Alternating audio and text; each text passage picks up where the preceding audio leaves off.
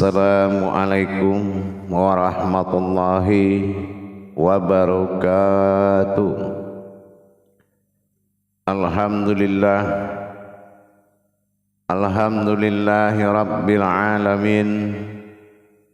Assalatu wassalamu ala asrafil anbiya'i wal mursalin, sayyidina wa maulana Muhammadin.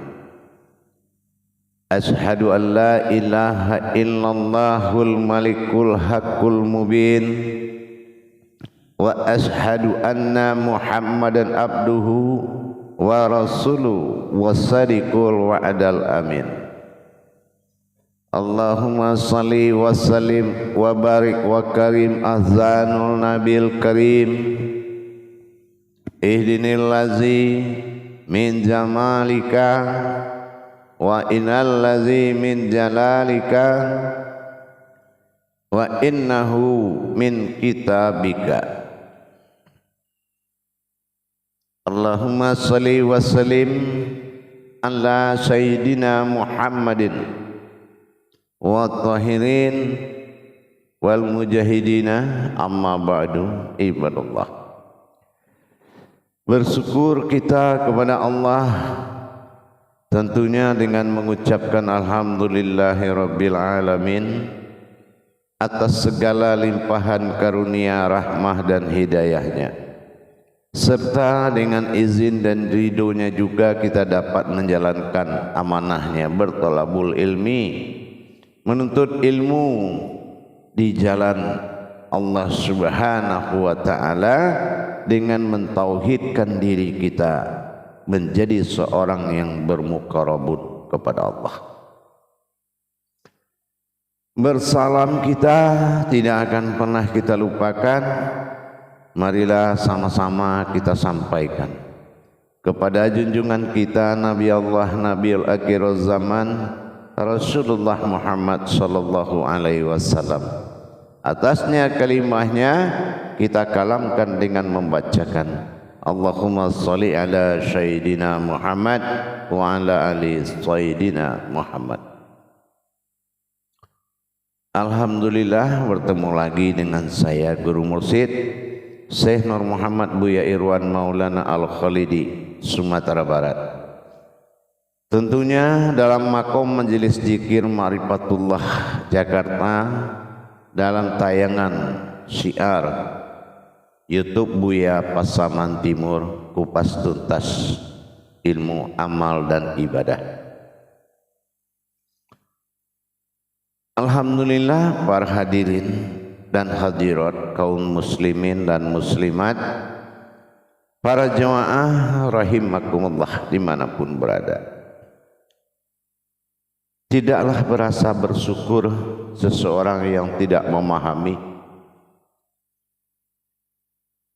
tidaklah merasa memiliki seseorang yang tidak mengetahui, dan tidaklah merasa yakin bagi seorang yang belum merasakan. Insya Allah dalam tayangan waktu dan kesempatan yang Allah muliakan dan berikan untuk kesempatan buat kita untuk beribadah, saya akan berbagi wawasan dan ilmu pengetahuan, mudah-mudahan insya Allah bermanfaat. Mana yang harus menjadi sebuah riwayat yang akan menjadi taufik kita, yaitu tentang asma Allah, yaitu Allah, kalamnya Allah. Asma bernama Allah. Dari sekian banyak dua hakikat, hakikat zahir dan hakikat batin atau asmaul husna. Kenapa Allah Tuhan, ilah, ba'dal tunggal wahid,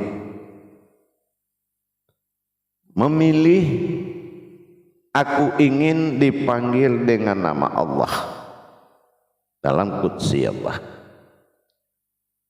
Di dalam Al-Quran, innani anallah dalam surat Taha, dan sangat banyak pernyataan Tuhan terhadap sebuah nama yang berasmakan Allah. Kenapa Allah memilih nama kalam dirinya Allah? Sejauh mana kebesaran di balik sebuah nama tersebut? Atau mungkinkah kita sudah ada di dalam nama itu? Atau kita hanya memuja-muja dengan nama, padahal semuanya mengkerucut kepada asma yang bernama Allah. Bahkan apapun yang dilakukan umat Islam, berdoa pasti mengasmakan Allah. Ya Allah. Dan apapun yang menghadapi dan dihadapi oleh umat tetap mengasmakan Allah. Jadi kita ingin meningkatkan rasa iman dan takwa kita, tentu dengan kita belajar dan mengetahui sebagai alam pengenalan. Bahkan Allah ingin dikenal dengan namanya. Tuhan ingin dikenal dengan sebuah nama, ingin dikenal dengan sebutan sebuah nama, ma'rifatullah,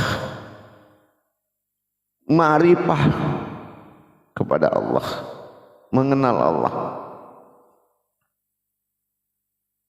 Tentunya kita dengan mengetahui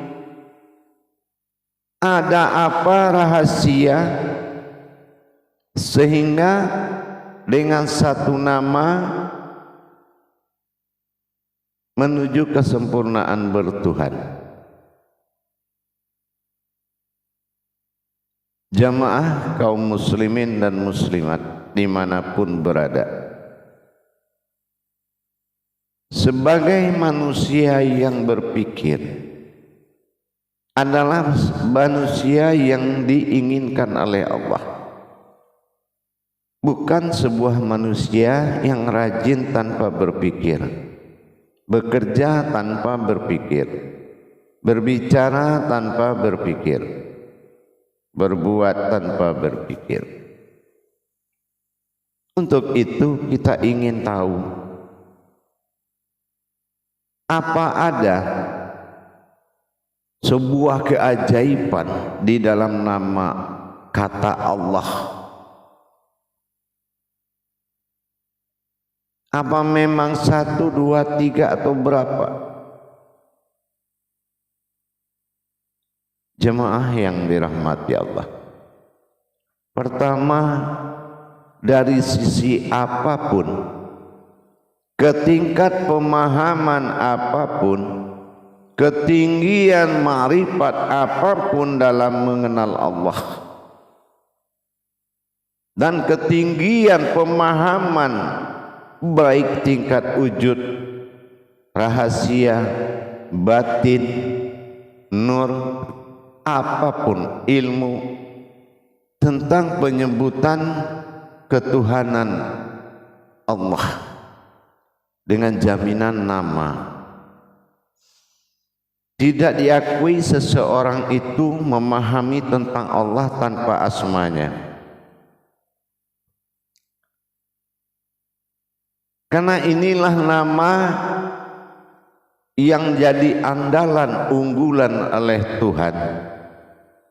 Dikala wahid ma'dal tunggal, Allah ingin menjadi Tuhan, maka aku jadikanlah umat. Qudsi Allah.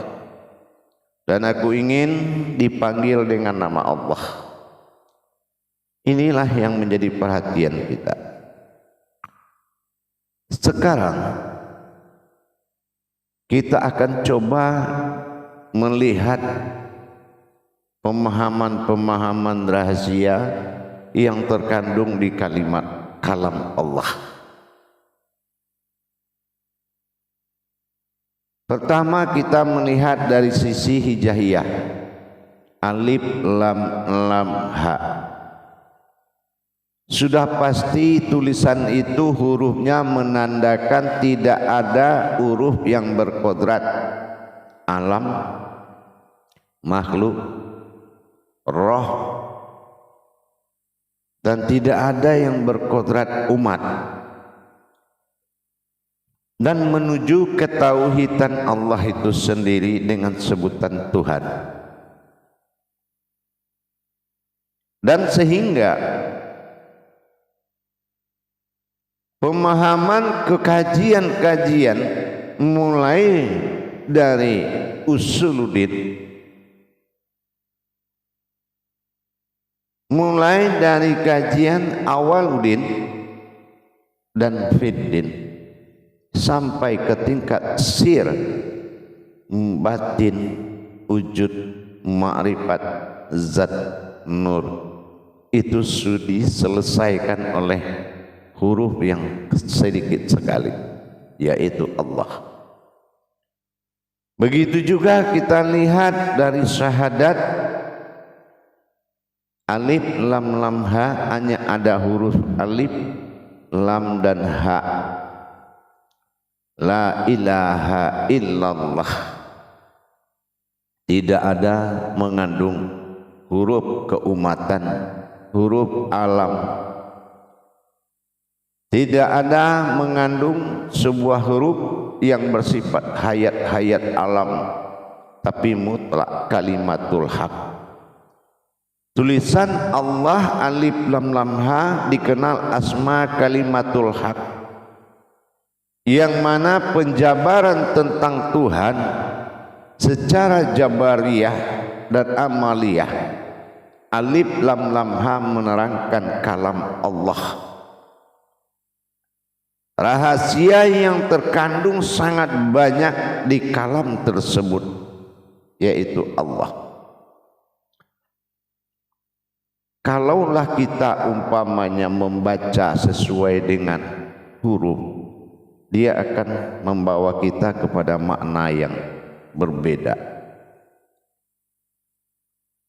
Tetapi karena membaca dari sejarah dan jabariyah dan mengetahui makna-makna hakikat di dalam huruf atau di dalam kata kalam Allah, membuat suasana hati dan batin meningkatkan dan mengetahui persembunyian-persembunyian di dalam tulisan itu tersebut. Tidak sembarangan Allah menetapkan asmanya, sehingga asmanya ini memiliki peran nomor satu di dalam tauhid ketuhanan. Kalau boleh kita katakan, sewujud Tuhan sangat takut kehilangan namanya. Kenapa? Kalau dalam kata-kata takut itu, kalau bahasanya kita sedikit agungkan, adakah yang ditakuti oleh Tuhan selain dari dirinya? Ada, yaitu dia takut kehilangan namanya. Disinilah kita mendapatkan pendekatan yang lebih sempurna, yaitu dengan mengenal apa rahasia hakikat di balik nama tersebut.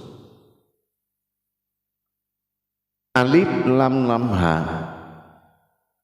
kalau ditinjau dari sisi apapun dia akan bisa menerangkan. Kita contoh, kalau memang Allah adalah zat awal wujud, semua terjadi. Sifatnya alif awalnya, ha belakang, itu kita sudah menemukan zat. Dan kalau kita ingin lebih tahu ke dalamnya zat ini seperti apa, alif akan menerangkan dengan ma'rifatul izzatullah, yaitu mengenal Allah dengan zat. Begitu juga sebaliknya, kalau kita ingin tahu bagaimana Allah bersifat dengan zatnya sendiri, sehingga terjadilah satu kehidupan, maka kita akan mengenal huruf lam, Allah, huruf alif dan lam, ma'rifatul sifatullah. Begitu juga kalau tingkat pengenalan kita kepada sebuah kodrat yang dikenalkan, sebuah kodrat yang kita kenal, manakah yang dikatakan Tuhan dari semua nilai kodrat hakikat yang dikenal, maka kita dituntun agar tidak tersesat mengenal lam yang kedua, yaitu ma'rifatul asma Allah. Allah itu namanya, dia membawa nama-nama yang sangat banyak, tapi kebanyakan nama itu menuju satu kodrat berupa diri. Makanya Asmaul Husna, dimulai dengan namaku, diakhiri dengan diriku. Dan agar tauhid ini lebih sempurna, siapakah itu yang punya nama? Berarti hayat, yang hidup itu siapa? Apakah ini yang hidup, zat hidup, atau zat yang dihidupkan, sifat hidup, atau sifat yang dihidupkan dari lam-lam? Ini dijawab oleh huruf H, af'alullah, Ma'rifatul af'alullah, mengenal hidup dan geraknya Allah. Nah, kalau pengenalan ini semakin menuju suatu dasar awal dan menemui kodrat-kodrat huruf itu di dalam diri kita, maka kita sudah tahu batasan-batasan ketuhanan dan keumatan kita, dan bagaimana mencari diri di dalam tulisan itu.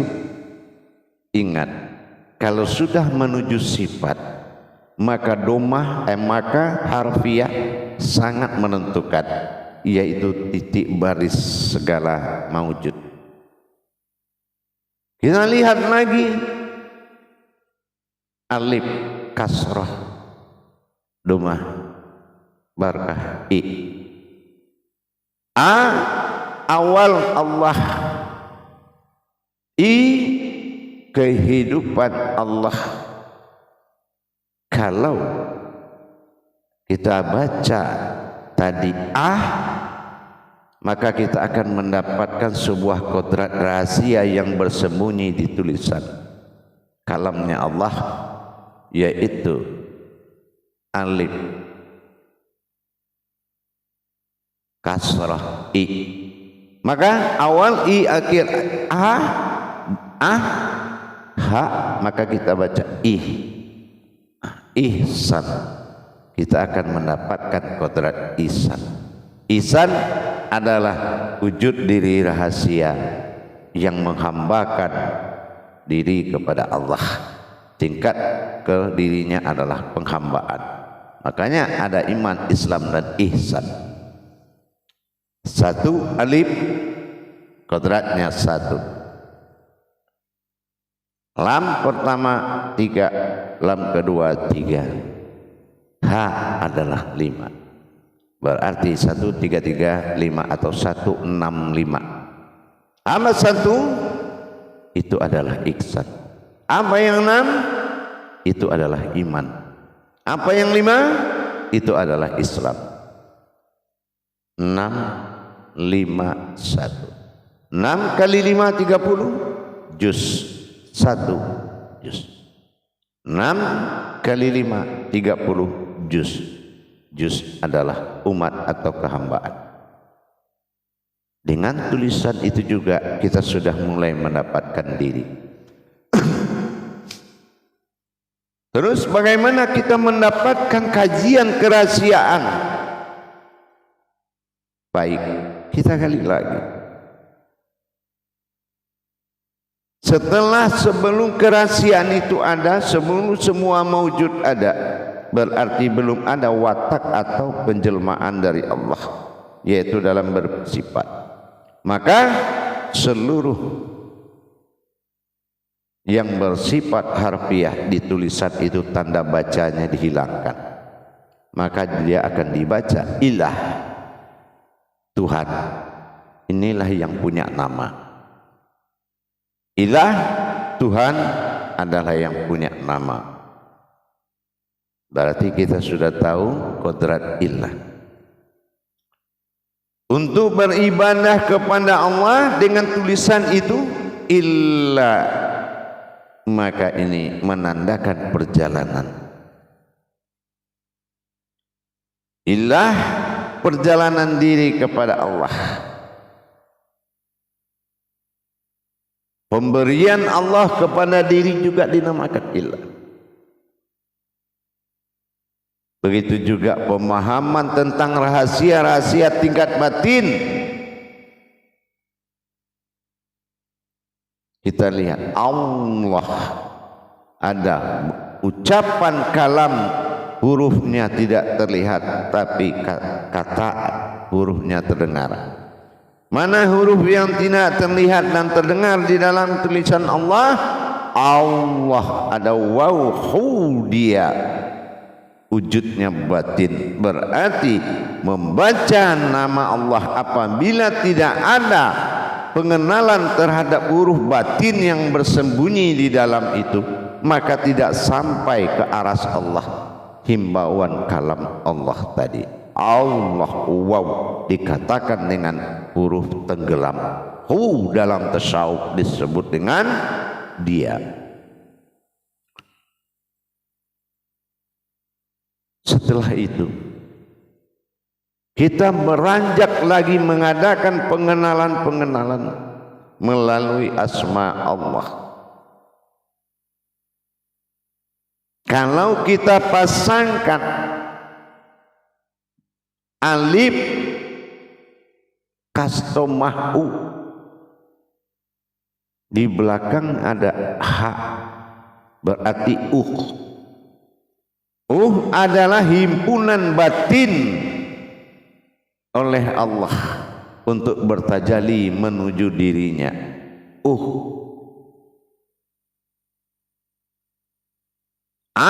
Kodratnya zat, kodratnya diri, masih awal akhir dari tulisan Allah. Kodratnya batin, tajali Allah.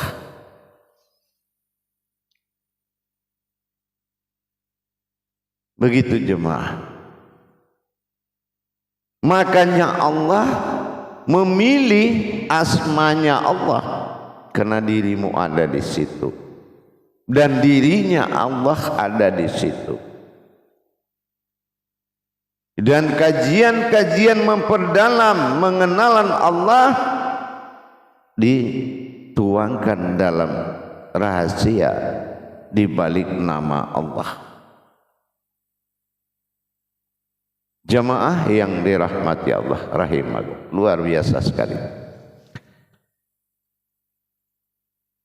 Di zaman kafir, tak usah kita sebut, pokoknya di zaman kafir, sekelompok kafir Mekah dulu berusaha bagaimana supaya asma Allah ini dirubuhkan dan dihina. Mereka bikin besar-besar tulisan asma Allah, sehingga dengan pesta pora dan dengan tujuan untuk menghinakan nama Allah, mereka mengacak-acak, yaitu harfiah dan hijaiyah. Huruf dan tanda-tandanya dibolak-balik sama kafir Mekah dulu. Pada zaman kafir dulu, kekafiran umat, ya, kita tidak sebut apa-apa. Tapi ternyata ada yang membuang seluruh harfiah supaya tidak dibaca dan tidak bisa menjadi suatu kata dan acaan atau sembahan. Tinggallah suatu huruf-huruf yang berdampingan. harfiahnya, tanda baca semua dibuang. Akhirnya terbacalah ilah, masih jadi Tuhan. Akhirnya diambil alif, dibuang jauh-jauh agar terhina Tuhan. Ternyata tanpa alif dibaca laha, yaitu kekuatanku, kenyataanku.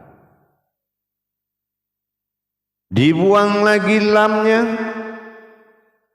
tinggal laha, aras, tetap jadi Tuhan atau kekuatanku, maha kuat. Akhirnya apapun upaya menjatuhkan melalui asma Allah,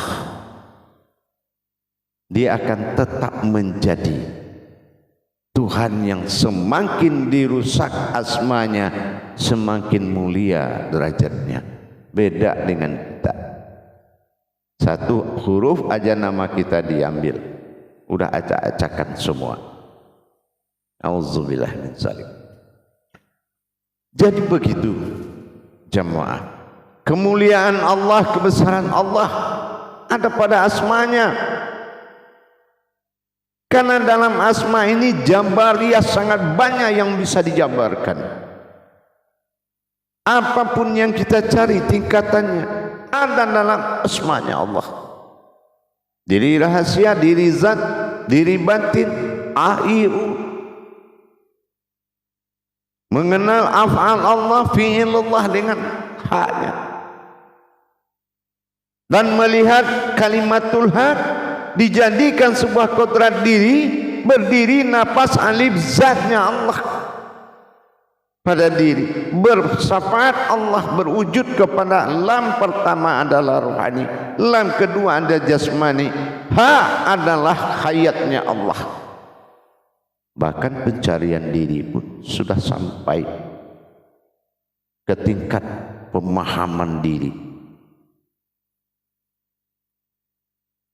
Dan semua yang dituntut dalam pencarian, dalam rangka meningkatkan ilmu ketuhanan, meningkatkan ilmu ketakwaan, meningkatkan ilmu ibadah dengan modal kalimatul haq, la ilaha illallah, dengan suku kata Allah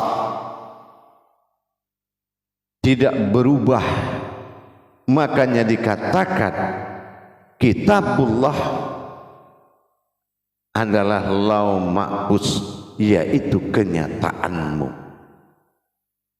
Setelah kamu nyatakan pencarian kalimat itu, yang kamu temui adalah dirimu jamaah. Dan dirimu itulah kitabullah, kitabnya Allah. Hasil dari kodrat alif lam lam ha. Dipasangkan dua kelam itu menandakan dua tali jantung menghadap ke masyrik dan maghrib. Tapi alif sandaran nyawa, tidak berurat, tidak berdarah. Af'al adalah gerak zahir, fi'il menggerakkan pada zahir. Akhirnya Tuhan telah mendapatkan kehambaan dirinya melalui namanya sendiri. Inilah menuju kehambaan. Kalau kita menuju keumatan hanya berdasarkan akidah dan akhlak dan diperkuat oleh iman. Tapi kalau kita semakin pencarian, memperjalankan rohani kita ke tingkat kemuliaan Allah, tentunya dengan melaksanakan tadabur, yaitu penggalian dan pengkajian. Inilah yang dikatakan ma'rifatullah. Untuk dasar mengenal Allah sampai ke tingkat ma'rifatnya Allah, melihatnya Allah, bersaksinya diri, tidak akan lari kitabnya dari dirimu sendiri. Inilah. Tapi kalau kita ingin mengenal Allah, mendekatkan diri kepada Allah, masuk ke dalam kitab sunnah riwayat, itu menyadarkan kita kalau kita punya Tuhan, tapi tidak membawa kita bertemu Tuhan. Hanya dirimu lah kitabullah, hanya hayatnamu lah ya Rasulullah. dan hanya kodrat dirimu hanya Allah.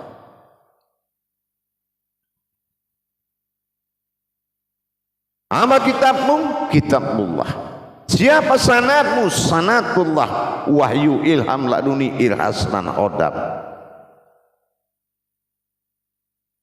Dan siapa Tuhanmu? Allah. Duluan mana kamu mencari ranting daripada pohon? Duluan mana kita mendapatkan pohon daripada ranting? Kalau pohon adalah pohon, mustahil ranting ada tanpa pohon lebih dahulu, yaitu tauhid tunggal, mencapai tauhid din. Tapi kalau kita gumbar-gambur mengkaji ranting menjadi buah-buah, menjadi daun, tapi tidak bertanam pohon, inilah yang kita khawatirkan. Ibarat kita bercerita, mendengarkan dua orang bercerita, ceritanya baik. Yang satu orang bercerita mau membuka taman kebun sayur, yang satu orang bercerita lagi dia tentang niat ingin beternak kambing. Akhirnya mereka berantem, nanti kalau kambing saya datang ke kebunmu bagaimana? Wah, sampai berantem, akhirnya ribut. Inilah, sementara dia hanya duduk berdagang di pinggir jalan, tapi ceritanya sudah tinggi. Ini orang yang terbawa ilusi ketuhanan tanpa ada rasa dan mengalami, tanpa tafrik dan terjadi, karena tidak adanya penuntun menjalankan dirinya kepada Allah, tapi hanya bercerita membesarkan dirinya melebihi kemampuannya. Itu yang kita hindarkan. Akhirnya tukang sayur dengan tukang peternak kambing ini, dia adalah pemulung atau pekerja harian yang tidak mungkin punya apa yang dia bicarakan. Ini bahayanya kalau ilmu bertuhan kepada Allah jatuh menjadi sebuah pengalaman. Tapi yang diharapkan oleh Allah qudrat, iradat, ilmu. Hadirkan kekuatan dan munculkan serta nyatakan Al-Malikul Hakul Mubin. Begitulah asmanya Allah. Sehingga semua jawaban dari pengkajian tauhid kepada Allah itu bisa dijawab oleh tulisan asmanya Tuhan bernama Allah. Allah, Ilah, A, I, U, H, Hi, Hu. Itu semua kalimatul haq, kalimat yang bisa hidup menjadi kodrat. Tidak seperti nama-nama sifat yang lain. Sifat yang lain adalah batin-batin Allah yang bersifat pada kodratnya sendiri. Maka dikatakan zikir asmaul husna itu adalah zikir batin, bukan asmaul husna itu yang diulang-ulang.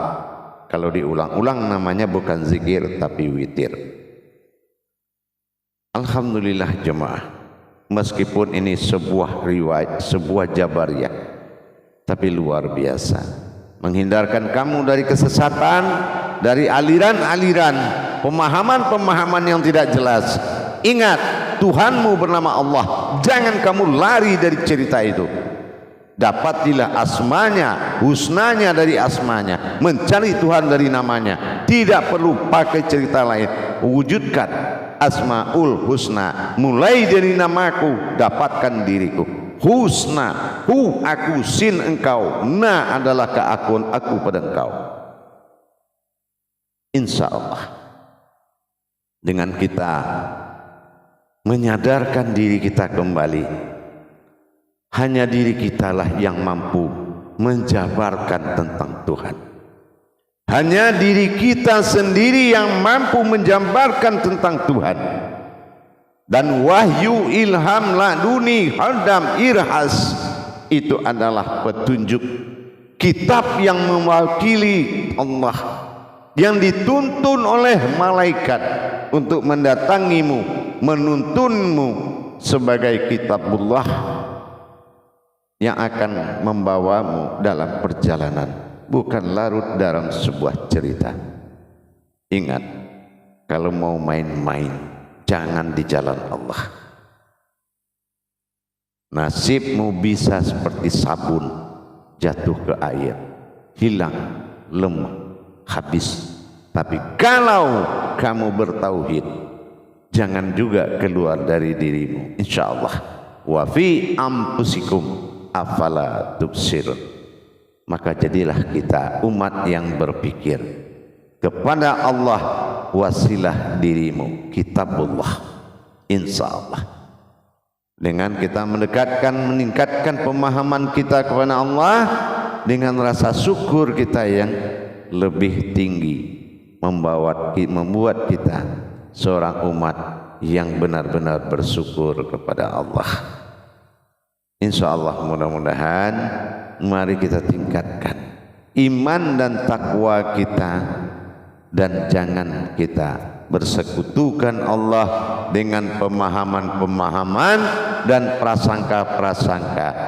Jangan kamu hitung hidup orang lain, tapi hitunglah sudah berapa langkah hidupmu kepada Allah yang bernama Allah. Sudahkah selangkah dekat, 2 langkah dekat? Tapi kamu jangan terlena dengan 1000 langkah yang membuat langkahmu semakin jauh. Jamaah yang dirahmati Allah, asma Allah itu bukan sekedar asma Allah.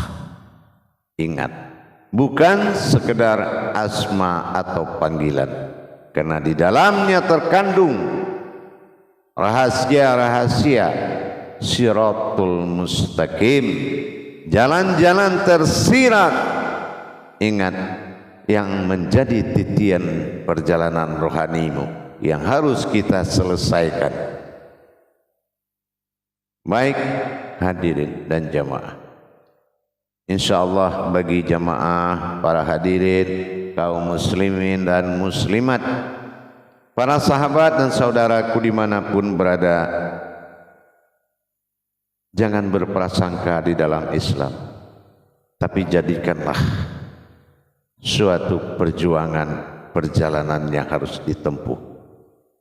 Hidup ini adalah mati yang sangat panjang, dan mati adalah kehidupan yang tidak terbatas. Bukan ada sesuatu yang menghentikan kamu bertuhan. Kamu adalah hayatnya Allah, maka jagalah 9 derajat dan martabat Allah pada diri, dan muliakanlah 7 martabat insan, insyaallah. Bagi yang ingin nanti jamaah memperdalam ilmu amal ibadah, hakikat-hakikat ketuhanan pada diri untuk menuju iman dan takwa kita, meningkatkan nilai ibadah dengan kualitas diri, insyaallah kuantitas diri menentukan kualitas ibadahmu. Kalau hanya hidup, sekedar hidup, hewan di hutan juga hidup. Kalau hanya berilmu, sekedar berilmu, iblis pun tinggi ilmunya. Tapi bertuhan adalah kenyataan diri. Kenyataan diri dan diri adalah kenyataan Tuhan. Dapatkanlah dan muliakanlah dirimu, dan carilah dirimu. Jangan dirimu yang mencari, tapi carilah dirimu. Yang mencari itu yang akan dicari, insyaallah. Barakallahu ya karim. Silahkan menghubungi nomor telepon yang ada di layar deskripsi YouTube Buya Pasaman Timur untuk mendapatkan tuntunan dan belajar dalam pada bimbingan. Ingat, kesulitan itu ada pada akalmu, tapi jadikanlah, bersyukurlah kamu merasa sulit di dalam belajar daripada kamu harus menghadapi masa sulit dalam hidup. Pilihlah. Kalau tidak kuat menahan sulitnya belajar, berarti sudah siap menghadapi susahnya hidup. Insyaallah. Akhirul kalam, wabillahi taufiq wal hidayah. Wassalamualaikum warahmatullahi wabarakatuh.